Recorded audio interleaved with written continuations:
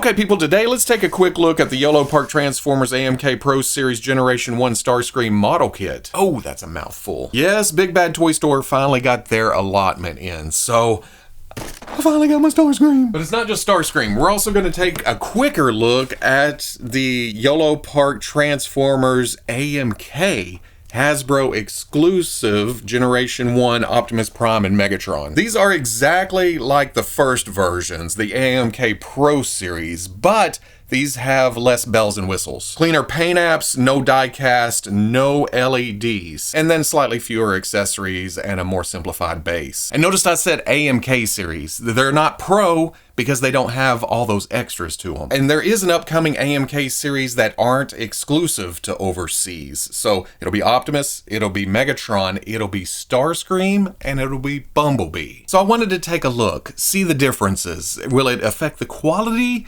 Will I like the cleaner classic cartoon looks better? I don't know. We'll have to break them open. Looking at the package, oh, I love the Decepticon Transformers logo. Got a big, nice picture of an animated style Starscream. The glass cockpit is detachable. Oh, I just noticed this in the corner. Megatron, Starscream. Are we gonna get a Soundwave at some point? He's right there. Yolopark Starscream. On the back, some graphics to show that it is a model kit, that it comes in pieces, but not traditional model kit. It's not like halvesies for each little part and piece. It's limb, wing, back. Let's put it together. And then this is showing what's included. Warning, choking hazards, small parts, especially here. You don't want to put a figure in your mouth that comes apart on purpose. Well, once it goes together, it's pretty solid, but before that, it is a bunch of small parts, but not as small as regular model kits. Just don't put them in your mouth. The Transformers. On the top, there's the 40-year Transformers logo. On bottom, Transformers again. Let's get this open. Let's get it put together and see what's going on here. I completely forgot this is a slip cover. Oh my god, look at that. It's so hologrammy. And it wraps around the box. Oh, first we crack the shell, then we'll crack the nut inside. There's the front of the instruction sheet, and that just folds out. And basically the arm bone's connected to the shoulder bone and the hand bone's connected to the arm, and plug all the parts together. Although now that I look, the leg is a little more intricate than I remember Optimus and Megatron being. Oh shit, do I have these batteries? Am I gonna remember that the magnets in the arm cannon to turn on the headlights? Yep, bones connected to the torso and legs, put it together. There's the stand. That's what it's all about. I don't need no silly oh, there's two trays. There's the bottom with, the legs are so, maybe it's because of the different colors or something. I'm not sure. The colors are so vivid. Oh no, that's definitely die cast. Maybe I will need the instructions to get this tray open. Apparently it is tough, but it all starts with the torso. I can already tell I'm gonna like this. Intakes plug into the back there, of course. I feel like they have the arms laid out left and right, so that's how I'm gonna do it. I'm gonna plug this into there. The shoulder was hiding in the big crevice, like this and like this, because that port needs to be sticking out. For this arm blaster, that goes there. Oh, and it's on a ball joint, so it has some rotation in and out, forward and back, and around. The torso is also die cast, so that should plug in pretty solid. Keep pushing, because I thought it was locked in, but you want to go flush with it. There's a snap right there, so I thought that's as far as it goes. Nope. Kind of rotate, wiggle, press that in. Okay, the leg, again, I'm trusting the company to put the lefts and the rights together piecewise. Since these two were over here, I'm going to slip those together. Oh, pop. These are laid out like this, but they seem to be upside down. The instructions show this cut in right here to go up. So I'm going to plug that there, and this one here. The instructions show these two pieces being plugged onto the top of the leg, the thigh, but out of the package, those pieces were already on. This blue piece goes here, looks like. Okay, heavy snap. You gotta push to get it in there. I have the foot and a blue piece. Plug that into the bottom of the foot, which I did backwards, thankfully. It's a model kit. It comes back apart with a little force. Put it back together. Then the back of the leg plugs over, snaps in, makes it look seamless. Okay, not seamless, there's seams, but you know what I mean, it's a toy. For Starscream's waist piece, the front is just red. The butt flap is gray. Again, it looks like it needs more pushing, and okay, those do flap up and out of the way on the sides, so you can get some rotation on it, get the leg all the way on. That should Pop together at the waist. I do still have some CR927s. That was Optimus, that was Megatron. Hello, Starscream. The back panel pops off to expose 2 screws, so it's not an easy just pop it apart, put the battery in. Thankfully, I have a tiny screwdriver that comes apart. The battery goes there. It shows that that's the magnet, but I can't seem to get it to come on with Starscream's gun. If I break out Megatron's gun, which has a big old magnet right there, red eyes, blinking eyes, and then fading in and out. Very, very, very slowly.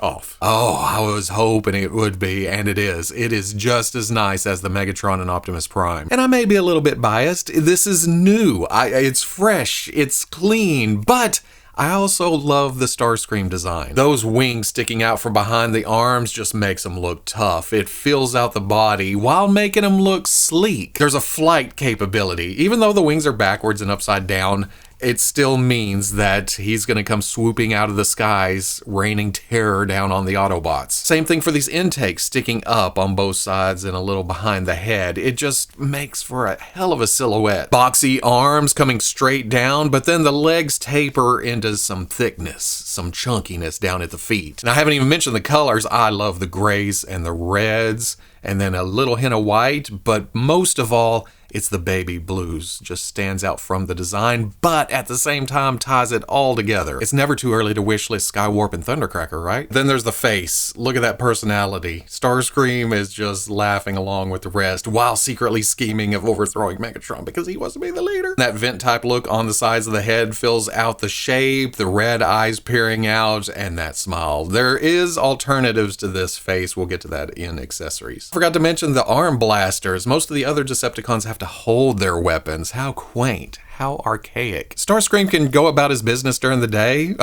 Apparently he's doing pottery right here. But then the Autobots attack and he's just... I know a lot of people don't care for non-transforming Transformers, but I prefer them because they give you a much more solid looking robot. And that's what I'm after, the personalities. I don't care about alt modes or anything. I want a good looking humanoid form, or whatever the Transformer happens to look like in their non-alt form. It doesn't require one piece of articulation to move 60 ways so it can flip around, come around, form something else. It just needs to do its own job, like flipping back if it's a wing, and I like that. There's a simplicity to it. It makes it look a lot more like how I remember on the TV screen. I mean, yeah, they did engineer it so some of the flaps would come up and out of the way of basic articulation. Like here on the side, that also flips up so the leg can come up and out. But that is just enhancing the robot mode. It's not trying to be something that it's supposed to be, but I don't need it to be. How's that? It's just sleek and sexy. This being an AMK Pro kit, there are some die-cast parts in places, like here and here and here, and probably some other, like the joints. But there's also extra paint apps. There's some panel lining and some dirty grunginess here and there. Even some chipping on the corners. It makes it feel a little aged and slightly realistic, even though it's basically the cartoon look. I feel like that really enhances the wings. It brings out all that sculpt work. Just some wear and tear in places. It makes it look like the Transformers have been at it for decades. Centuries even, maybe, you know. But it's not overly done. It's just adds a little extra oomph to it. But if that's not your thing, like I explained a minute ago and what we're going to look at in a minute, there will be another option for you. The box made a big deal about the cockpit coming off. Oh, wait, I got it.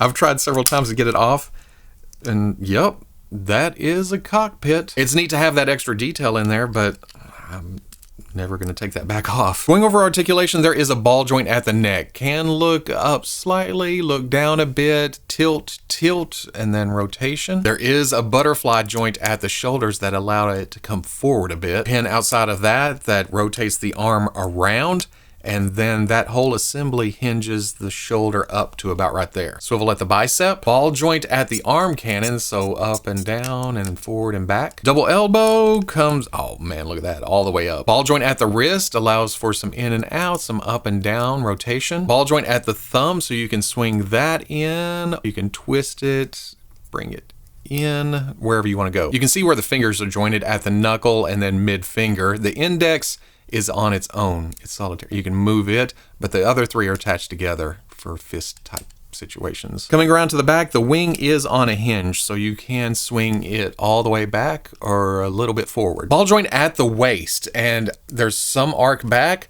but there's a surprising amount of crunch, but not much rotation because of this down kick part. It just gets stuck in that groove. At the crotch piece, there is this flap that can hinge up and away. This flap that hinges up, then the butt flap is on a double hinge that you can bring out and up out of the way if you need it to here, or you can hinge it out a bit. That frees up the hip assembly, which is on a swing down double hinge, along with a bar out to here to kick up the leg and goes back, and then that hinges out better than a lot of Spider-Mans. There is a thigh swivel hidden up in there. Double knee. Oh, big chunky leg still comes up most of the way. Foot swivels a bit. The leg does come down around it. There's a lot going on below that. This booster on the back is on its own hinge, so you can swing it down.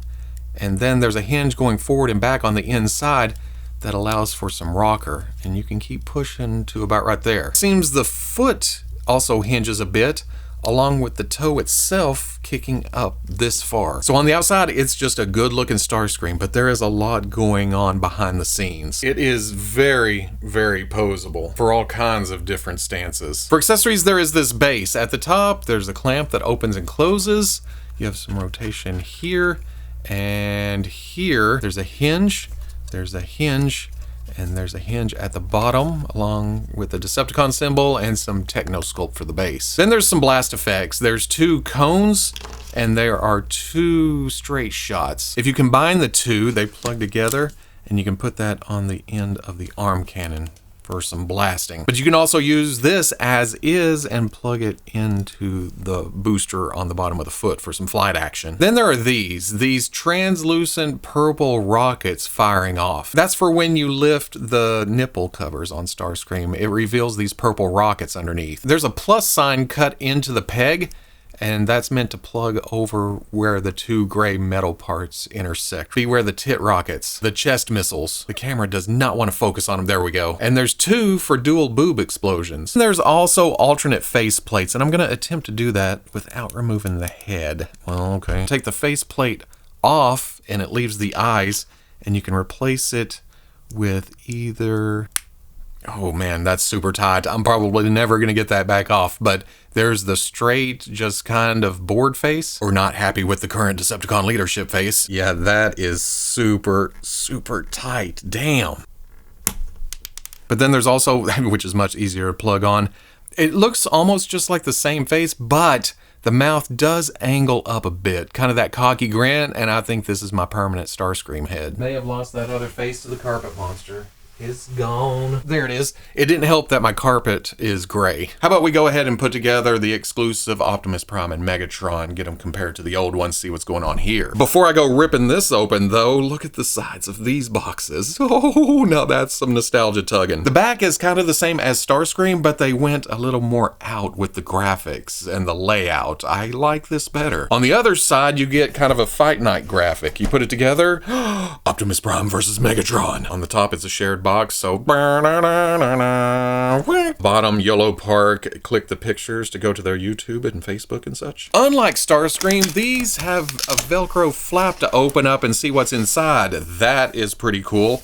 And then you get to see the Autobot leader in pieces. What's Megatron looking like? Yep, just a lot of purple, and then that figure in pieces. First of all, we're going to put the Matrix in and then close these doors, which consists of same time. There's a tab on one side, tab on the other. You got to get them lined up and then close them. The neck ball is super hard to get down onto it, but it does eventually go through. The peg is very, very tight, which is not a bad thing. It sounds like I'm complaining about that. It's just that with these being plastic this time around instead of some die-cast parts, I'm a little more weary of breaking something. But so far, it's been fairly sturdy, because I'm guessing, no, of course, you're going to prove me wrong. Go right in. Don't forget the plate on the back of the arm. Ball joints for the front flaps of the waist, and that is on a hinge, so it kind of runs away from you when you're trying to stick this piece on. But once you get it Well, okay, of course. That one's going to be easier than the one I didn't show on camera. Well, I'm a liar. The legs were a little more intricate than I remembered, and not so intricate that it's complicated or anything. It's just more pieces. Line up those two pegs on the inside, bring it together. Kneecap piece that pops right there. Silver part for the back of the thigh. This time we do put it on there. Make sure I put it the right way this time. That is very tight. Wiggle, wiggle, wiggle, wiggle, go up in there. In fact, I can pull that front piece back off, and I'm gonna, there. It wasn't all the way on, but with the front and back pieces off, you can get full rotation on that foot and get it all the way. Nope, that goes this way. And then the fake gas tank here on the outside. This time I'm gonna put the foot together first. Yes, much easier. This guard moves forward and back, so I'd shove it all the way forward so you can get this lined up and plugged in. Okay, and I also didn't have the gas tank plugged all the way in. So remember to use some force when putting everything together. Once again, it's not quite there, but these flaps get up and out of the way. So let's bring the leg here, give us a little room to work with. Damn, that is tight. And these parts being left over sparked my memory from the first build. It was the same situation where it didn't really show putting these on in the instructions, but they go here under the windows of the cab to close those gaps. I mean, it was pretty easy to figure out, but at the same time, I'm not the sharpest tool in the shed. One more twist peg to go, and oh, that ab crunch is a pain in the ass. Okay, that sucks, because this is a joint up on top that rotates around, and then you have the hips that have these flaps on them. I can't get any force exactly right there without feeling like I'm gonna push something out of place. Again, all plastic build. And then there's also the head up here that has those sharp points on it that I don't want to break off. Woo! Had to get behind the camera. You push until there is a pop, and it's a... There is Optimus. And we already knew it was going to be a good-looking Optimus Prime. We looked at the Pro Series already. That's why I'm not going to get super detailed into this review. I'm just going to show you the differences, which right off the bat is the cleanness. Bringing the Pro Series in, you can see the difference. The Pro has that shine to it, that die-cast metal look. And like we talked about with Starscream, the wear and the tear, the chipped edges to the paint, and just the griminess in places, the dirt down inside the grooves. Pro Series has a little pitting to the crotch piece. Well, I don't know, that's shiny, huh? Can you see that? This is just shine. It's just silver. You can see it really well in the grill too, like it's been picking up a lot of bugs, some dust, some dirt. Not so over here. Oh, and then the heads. The Pro has the shiny blue helmet.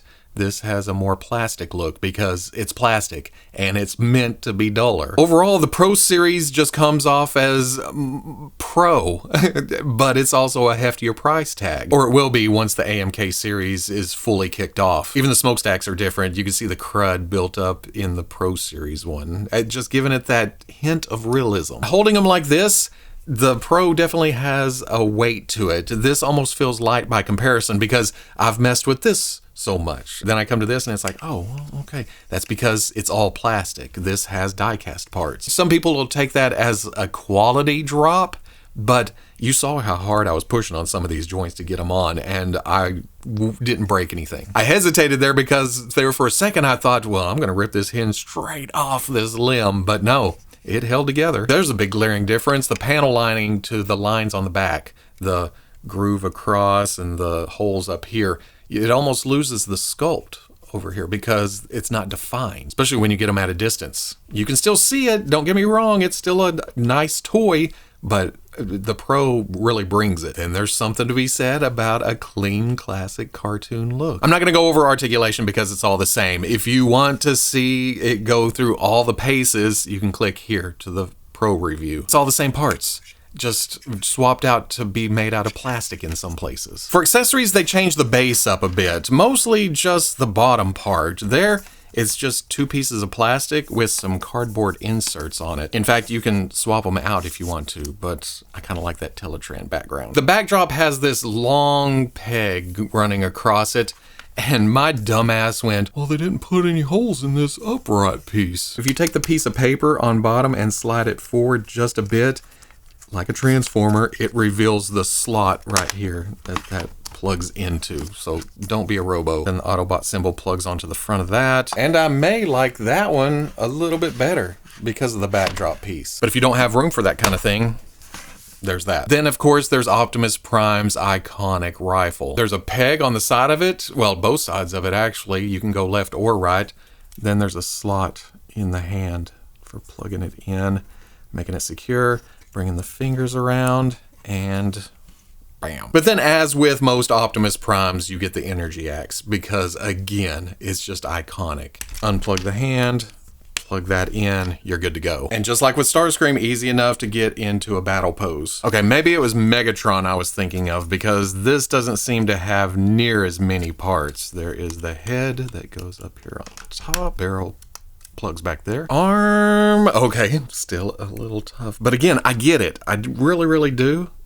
But whoo, hand on the end of that because that's where hands go. Okay, not quite as tight as Optimus, but still a good push. Oh yeah, the leg consists of leg and foot. Unfortunately, that means there's less wiggle room, and I don't know if you can see that, but the peg is sticking out a bit. Problem here is this front piece is on a hinge.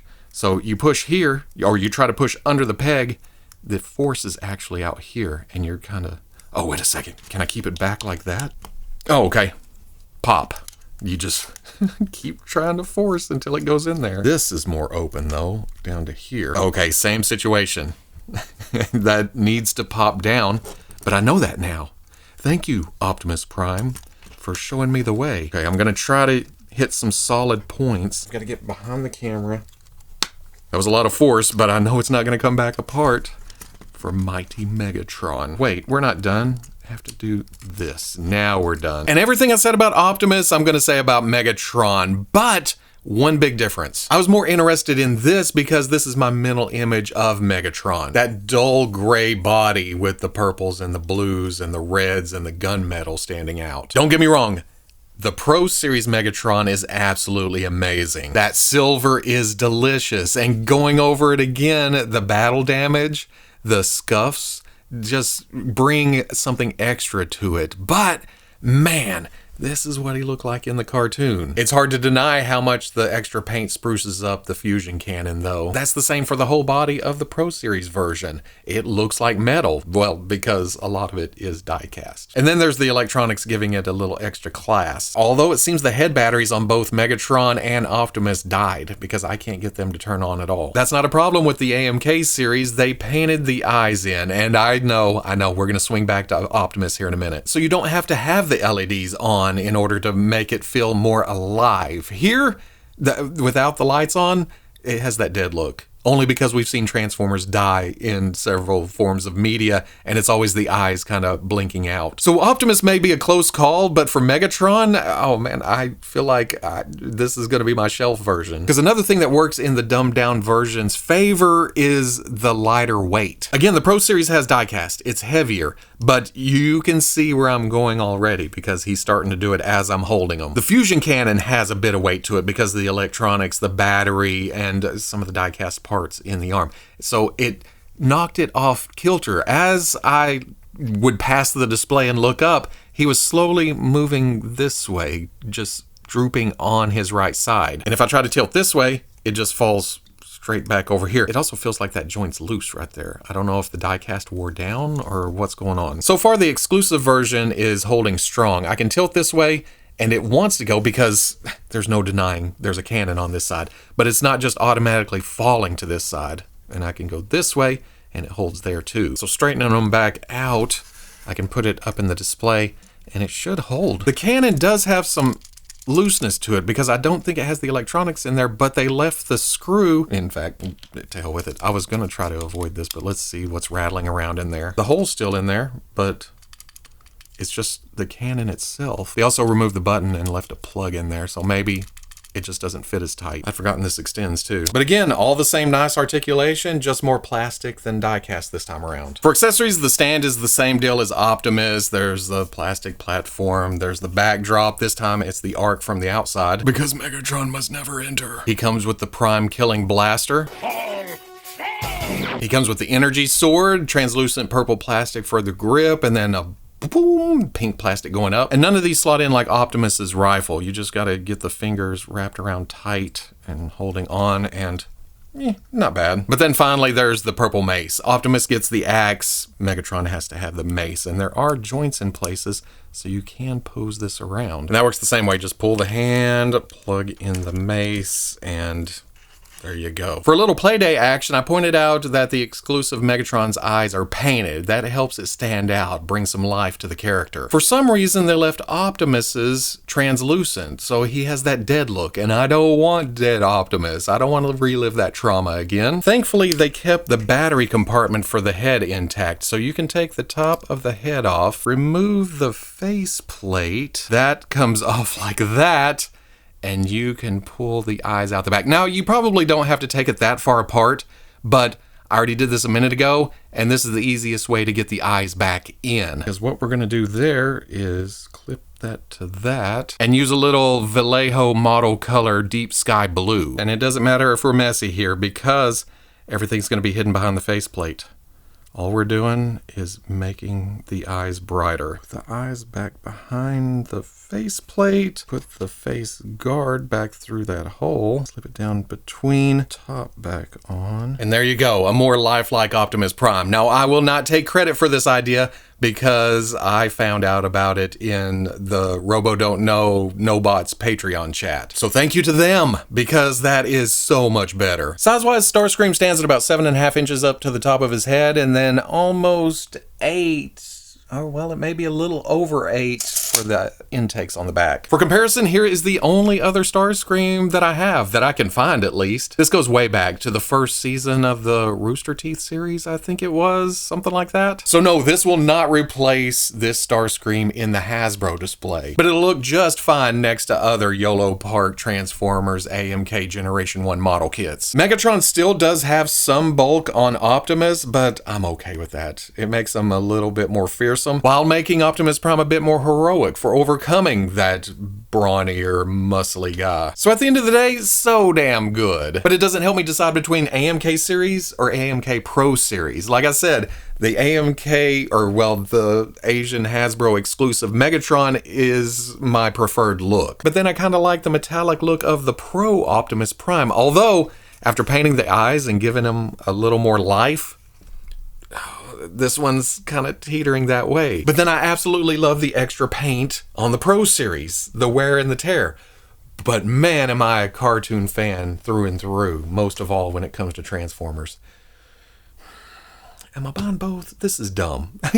I'm dumb. I kind of feel like I'm leaning into the AMK series because 1, it's cheaper.